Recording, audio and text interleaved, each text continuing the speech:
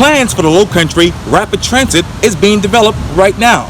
Today, I talk one-on-one with Morgan Grimes, the Communications and Outreach Specialist for the Berkeley-Charleston-Dorchester Council of Governments for this edition of Quintin's Close-Ups. And if you haven't already, subscribe to my YouTube channel and like Quintin's Close-Ups on Facebook. Morgan Grimes, welcome to Quintin's Close-Ups. Yes, thank you for having me. Oh, you're very welcome. I know that you're the Communications and Outreach Specialist for the Berkeley-Charleston-Dorchester County Governments. And I know that you're working with and in local communities to build relationships and support for the local Lowcountry Rapid Transit project. What is that like right now? Yeah, so it's really exciting right now because we have our online public meeting phase going on. So I'm out there all the time just really talking with community members, but especially right now, we're really encouraging community members to check out our online meeting so they can see updates about the project and see visualizations because it's a really exciting bus rapid transit service I'll be running from Ladson to downtown Charleston.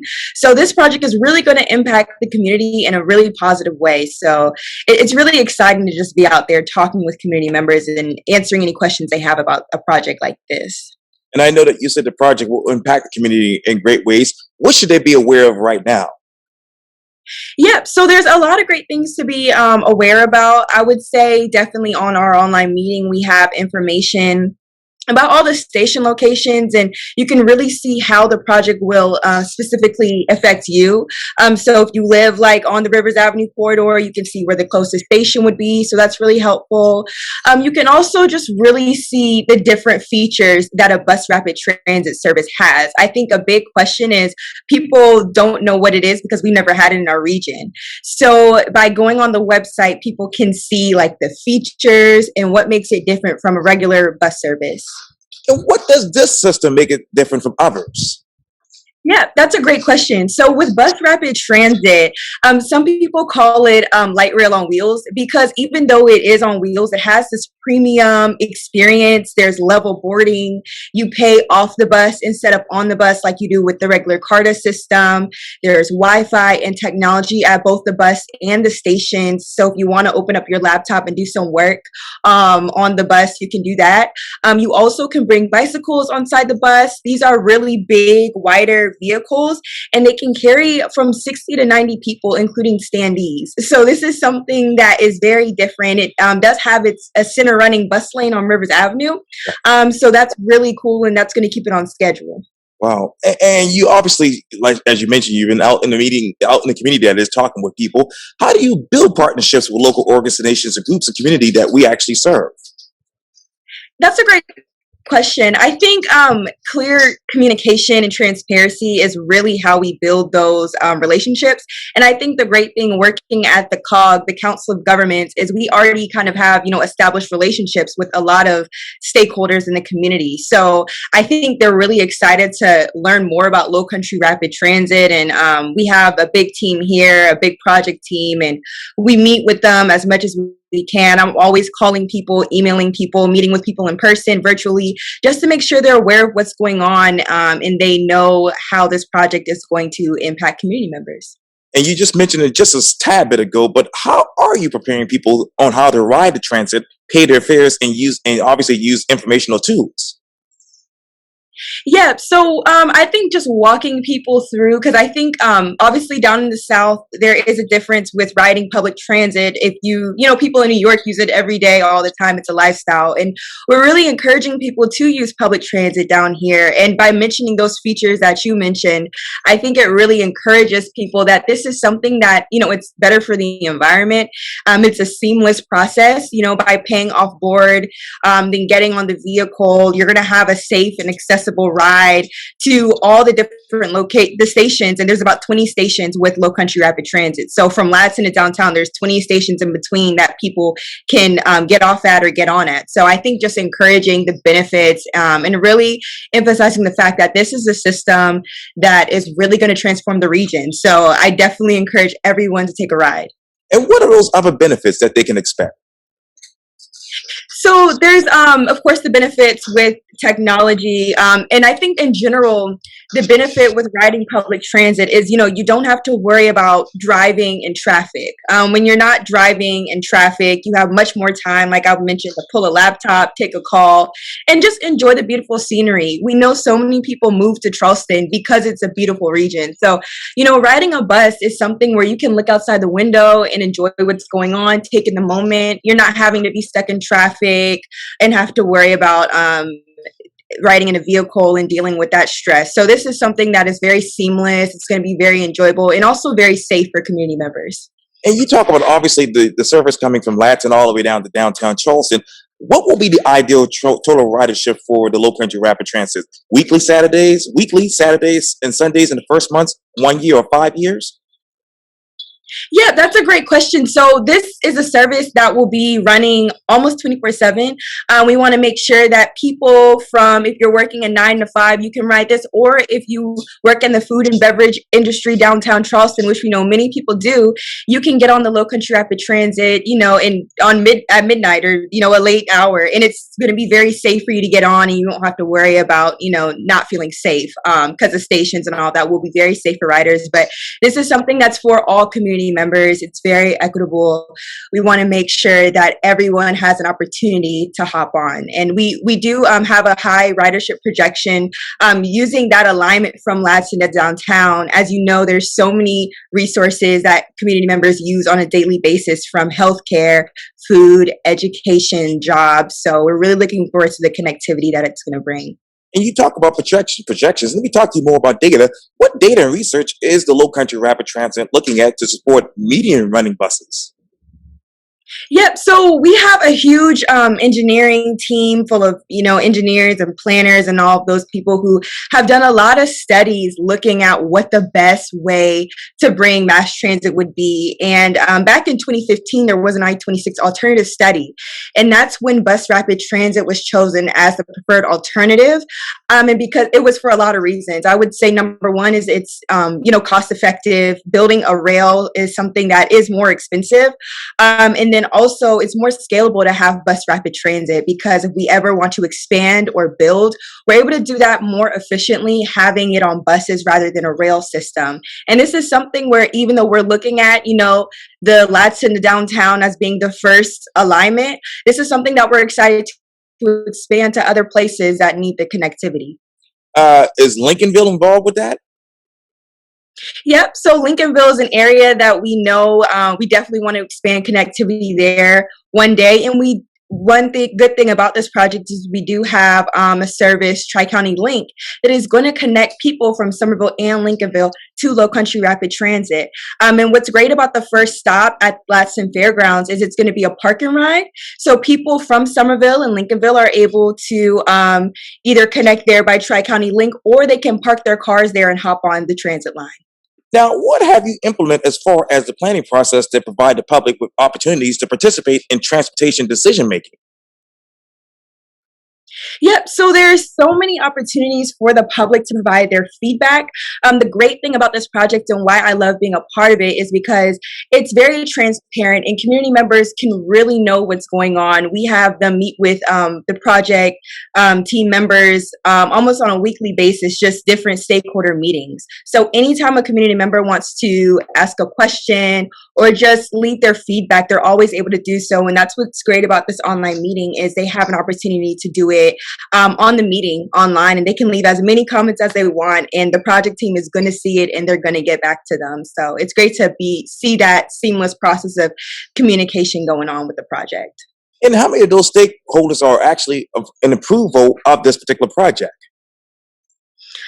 All of the stakeholders, I would say, are very happy and excited, and they approve of it. They really are looking forward to this connectivity. It's something, bus rapid transit is great for the environment. We're looking at using battery electric vehicles.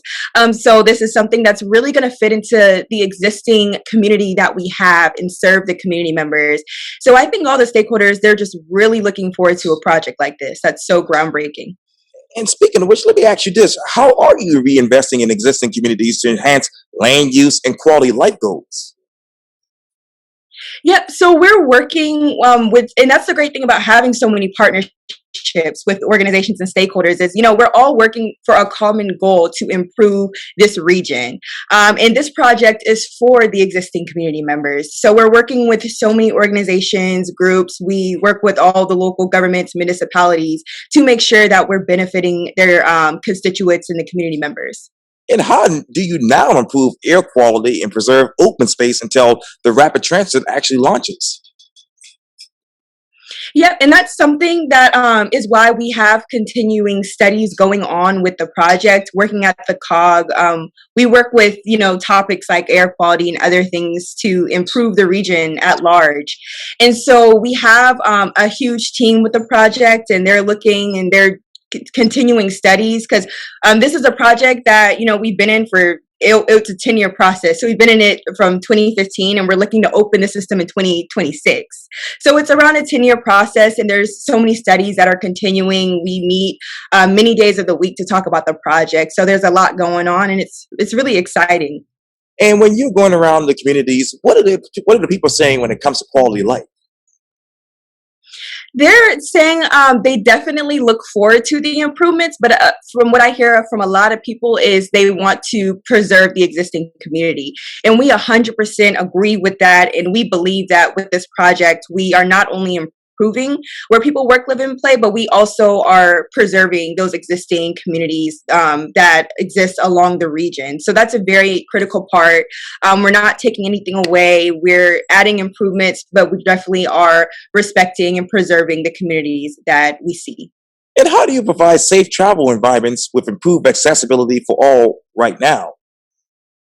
Yeah, so that's where equity comes in, and it's a very important piece of this project. And really, just specifically looking at each area instead of looking at all together, but really just catering to every specific community's needs and looking at this community and seeing what they need here in this community, which is a little different and what they may need here. So I think the project team is doing a great job specifically breaking down every single community where this project is going to run and seeing what we need to do here. How can we best serve these community members? And I know this might be a tough question. It might not be even in your purview, but is it possible to invest in all modes of transportation right now? And that's a question where I think I'll just say that, with this project, it is multimodal. And Okay. that's what's really groundbreaking is that this project is not just for bus riders. It's going to improve for pedestrians, for bicyclists, even for people that drive in their cars. Because as we know, on Rivers Avenue, there's so many dangerous traffic patterns. And so this is going to make it safer for all modes of transportation. So I'll just say for sure, this project is looking at every single way you can get around and is going to improve that way of transit. And how do you energize economic opportunities in the region with rapid transportation?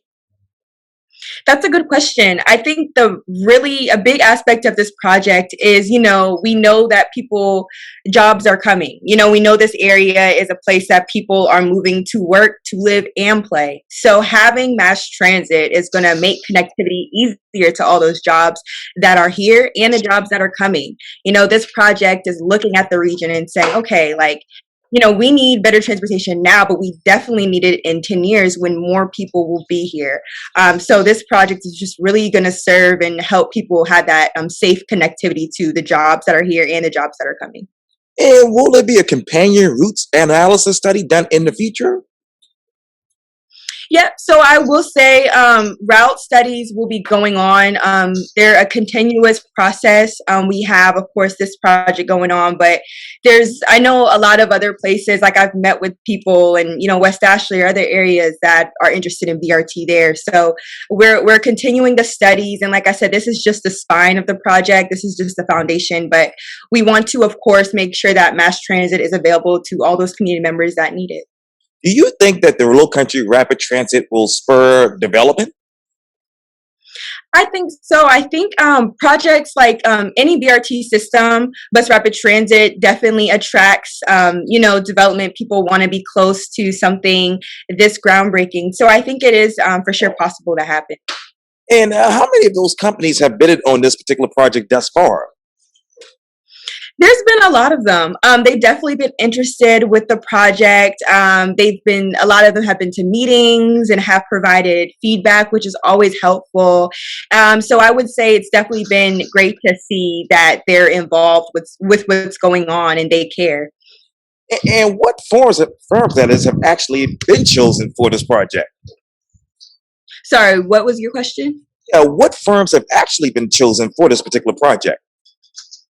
So as far as firms with construction building or stuff like that, we're still figuring out in the next phase of the project, we'll be figuring out what firms were used for construction. A lot of times I get questions about like, can we make sure that this project is employing or this project has people that live in the region? So we're using the existing employees we have. And that's something that our project team is cognizant of and definitely wants to ensure that, we're giving people down here jobs, to work on a system like this. So that's something that we're definitely looking into, but we want to make sure that we're providing jobs to people. And how much money have you all saved against the rail option, and how much more service will that actually buy? That's a great question. As far as how much money we have saved, I don't know the exact number, but what I can say is this project is about $360 million split between federal and local funding. But I can guarantee that with the rail, it would have been way more expensive. So just comparing, rail versus bus rapid transit is way more cost effective. It's something that we can build faster and just save money. So I would say it's definitely the smarter option. And a lot of people that have rail are actually transitioning to bus rapid transit after seeing how cost effective and it's better for the environment. And it's something that can be implemented quicker. And I know that you said that obviously the money, was split between the federal and state. Have you been able to send any type of application into the Federal Transit Administration? So that's a part of the process as well. We are working on that with our process with FTA and NEPA. And so, like I said, we're about halfway through the process right now. We still have so much more to do, but I don't want to, not encourage people to not care about what's going on, because even though we do have some years to come, there's so many ways you can stay engaged with what's going on. So I definitely encourage people to know what's going on with the project, to know all the benefits and ask us questions.